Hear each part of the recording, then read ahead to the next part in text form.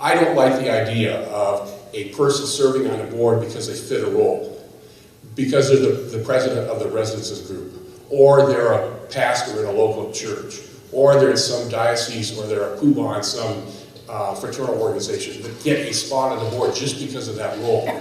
We need boards of people who have expertise, talent, energy, and want to serve and provide input to that board to make that mission successful and an organization better. If there are residents who have that desire, passion, and skill set that the board can use, fantastic.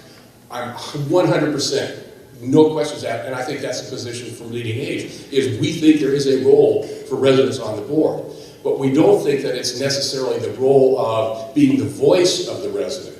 Because once they're on the board, they have a fiduciary obligation to serve in the best interests of that entity.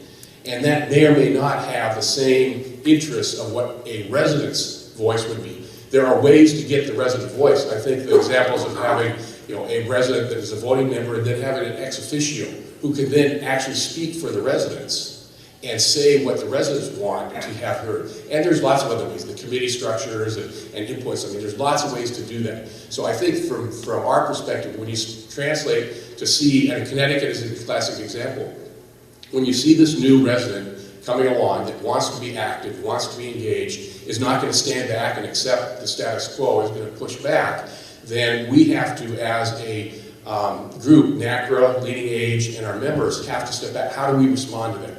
And I think we respond to that by purposely listening to people and purposely developing ways to incorporate those strengths.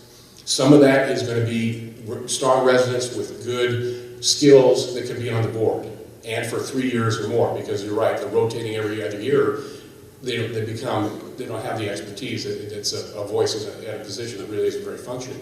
There are other ways to bring that voice of the residents to the direction of the board. But most importantly, and the real thrust of that article, is that we as organizations, I'm speaking from the Leading Age perspective, we as organizations have to get past this issue of, gee, do we really want to have residents' involvements? Do we really have to want to listen to the residents? Gee, that's a big pain in the neck having to do all that, And do we still have some people that have that attitude?